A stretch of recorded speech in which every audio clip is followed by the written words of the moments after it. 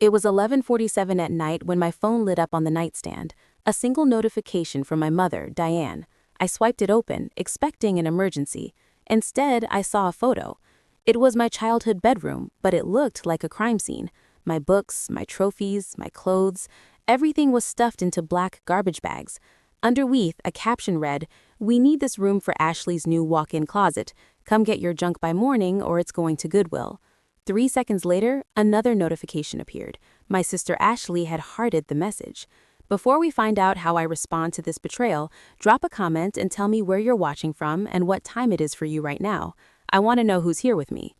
My reaction wasn't anger, it was paralysis. My system shut down completely. I stared at the screen until it went dark. For 29 years, I had been the invisible infrastructure of this family. My parents, Robert and Diane, lived in a world where appearances were the only currency that mattered. To the neighbors in Naperville, Illinois, they were polished suburban success stories. Country club dinners, a Lexus in the driveway, a daughter, Ashley, climbing the ladder in corporate marketing. To me, they were a financial sinkhole. They didn't know that I knew about the foreclosure warnings from 5 years earlier. They didn't know that I was the one quietly logging into my father's accounts every month to cover the $15,000 in revolving credit card debt he racked up trying to look wealthy. I was a logistics manager. My career was built on moving resources efficiently, identifying failure points, and preventing collapse. And for over a decade, my family was the most fragile system I had ever managed. I remembered the first bill I paid for them. I was 22, fresh out of college with student loans I handled myself. My mother called me crying because her card had been declined at the grocery store. It wasn't groceries, it was champagne for Ashley's promotion party. I paid it. I told myself it was temporary. Then it became the utility bill, then the car lease, then Ashley's apartment downtown because she couldn't focus on her career if she was stressed about money. Why did I do it? Why did I funnel nearly half my income into a black hole while I drove a 12-year-old sedan and bought clearance groceries? For years, I told myself it was responsibility. But standing there, staring at my life sealed in trash bags so my sister could store shoes, I finally admitted the truth. It wasn't responsibility. It was rent. When you grow up as the spare part in a machine built to glorify someone else, you start believing your existence is a liability, that you take up space you haven't earned. So you pay. Quietly. Financially. Emotionally. You pay in dignity, hoping that if the cost is high enough, they'll eventually let you sit at the table. I had normalized their cruelty so completely that I thought it was the price of belonging. I believed that if I kept the lights on, they wouldn't notice I was standing in the dark. But the rent had gone up. They didn't just want my money anymore. They wanted my erasure. They wanted to replace physical proof that I ever existed with storage space for their golden child. The message was clear. They didn't need me. They just needed what I provided. I didn't drive to their house to beg for my things. I didn't call to scream. I walked to my desk, sat down, and opened a spreadsheet I hadn't touched in years. It was titled Family Support. Every transfer, every bailout, every quiet rescue. I scrolled to the bottom. The number wasn't just a total, it was a verdict. $258,000. That was the cost of my admission into a family that had just revoked my membership. I closed the laptop. I expected grief. It never came. What replaced it was clarity. Cold, precise. They wanted me gone. Fine. But they forgot a fundamental rule of logistics. Remove the load-bearing structure, and the entire system collapses. A week passed without a word about my belongings. I assumed they'd already donated them or thrown them out. I didn't check. I didn't ask. I went to work and waited. Silence never lasts when it's funded by someone else. On Tuesday, the summons arrived. Not a request. A calendar invite from my mother. Ashley's senior director celebration, 7 p.m., the Viridian Room. No message, no hope you can make it, just an expectation. I showed up because I needed to see it one last time. I needed to watch the machine run before I shut it down. The venue was exactly their taste. Excessive marble, overpriced lighting, food that looked expensive and tasted like nothing. Ashley stood at the center of the room in a silk dress that cost more than my first car, telling anyone who'd listen how she manifested her promotion.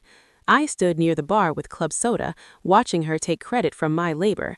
They didn't know that 3 months earlier, I rewrote her resume, that I built her portfolio site because she didn't know how domains worked. I coached her through interview answers while she scrolled on her phone. But tonight, she was the visionary. I was just background noise. My father clinked a spoon against his glass.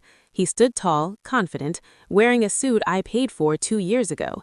"To my daughter Ashley," he announced, beaming, "the fire of this family, the proof that excellence runs in our blood." Applause filled the room. Then his eyes shifted to me. The smile stayed, the warmth didn't. "And to Emily, our steady foundation, always reliable, always there. Someone has to keep things grounded, right?" Polite laughter rippled through the crowd. It was surgical. He didn't insult me. He categorized me. Support staff, infrastructure, replaceable. I set my glass down and turned to leave when my father intercepted me near the service hallway. His confidence was gone. His voice dropped. "There's an issue with the card," he whispered. "The caterer needs final payments or they'll shut down the bar." "So pay them." "I can't. There's a hold. Bank nonsense." He waved it off. "Ashley's card is maxed from the dress. Just handle it. I'll wire you Monday." Handle it. That had been my entire life in 2 words. Handle the bills, handle the lies, handle the illusion. "How much?" I asked. $4,600. I looked at him. The same man who had bagged my childhood to make room for shoes. He wasn't embarrassed. He was certain. This was the natural order. I pay, they shine. "Okay," I said. I paid the bill. I photographed the receipt. I emailed it to myself. I didn't say goodbye. I walked to the night air knowing that payment wasn't a gift, it was the final transaction. And when the rock stops holding everything in place, gravity does the rest. That night I didn't sleep. I went to war, not with yelling, with documentation. I brewed a pot of black coffee, sat down at my desk, and stopped being Emily, the dependable daughter. I became Emily, the forensic auditor.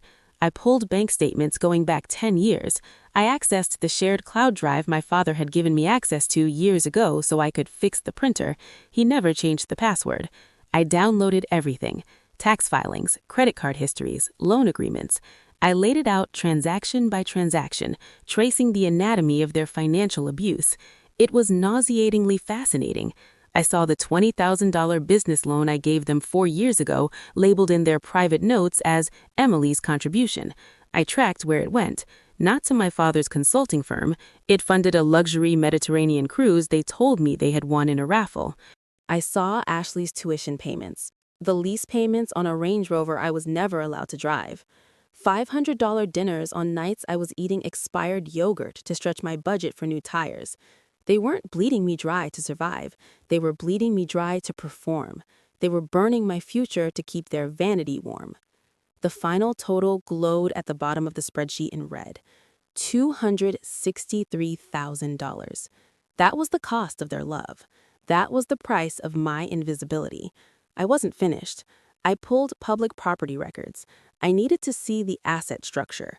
I ran the title on the 4-bedroom colonial in Naperville that I had been quietly expelled from. That's when I found the bomb, a second mortgage. High interest, predatory terms, taken out 3 years earlier. I cross-referenced the dates with their social media posts. There it was, a friend's cabin in Wisconsin they bragged about every summer. It wasn't a friend's. They bought it. They leveraged the family home to fund weekend getaways for Ashley and her friends. Worse, they hadn't made a payment on the primary mortgage in 4 months. I stared at the notice of default. 30 days from foreclosure. They were partying on the edge of a cliff while demanding I pay catering bills to keep the illusion intact. They weren't just cruel, they were insolvent. The old version of me would have panicked. She would have drained her retirement, begged for loans, and rushed in to stabilize the system. But the old Emily was gone. The woman in that chair had sold her logistics software company 6 months earlier for $90 million, a fact my family didn't know because they had never once asked about my little computer job. I picked up my phone and called my attorney, Michael. It was nearly 3 in the morning. He answered on the second ring. I told him I wanted to acquire a distressed residential mortgage note from First Central Bank. I gave him the address. He hesitated. He recognized it. He warned me. I told him I understood exactly what it meant. I instructed him to set up a shell entity, Hawthorne Asset Group, full cash purchase, no delays. I wanted control of the debt before it went to auction, and once ownership transferred, I wanted collections to proceed. I hung up feeling nothing but efficiency. They had treated me like a transaction for a decade. I was simply closing the account. By Friday, the paperwork was complete. Hawthorne Asset Group owned the mortgage on 124 Oak Ridge Drive. To my parents, the silence from the bank felt like luck. To me, it was leverage. On Saturday morning, my phone rang. It was my father. I let it ring twice before answering on speaker while packing the last few boxes of belongings I had rescued from storage. "We have a situation," he said. "No greeting, no apology." "I'm busy," I replied, folding a sweater. "This is an emergency. There's been a clerical issue with the bank. They're threatening the house." A clerical issue? That's what he called months of missed payments and secret debt? "I can't help with bank errors," I said. "Don't be difficult. Come over. We need to strategize." Strategize meant calculate how I would pay. I waited an hour before driving over. The house looked the same. Manicured lawn, luxury car, perfect illusion. Inside, panic sat thick in the air. My mother paced. Ashley scrolled on her phone, irritated at the inconvenience. My father sat at the head of the dining table like a king waiting for tribute. When I walked in, relief crossed his face before settling into smug certainty. "You're late," he said, glancing at his watch. "I assume you have the check." I didn't answer. I walked past my mother, past Ashley, and stopped at the opposite end of the table.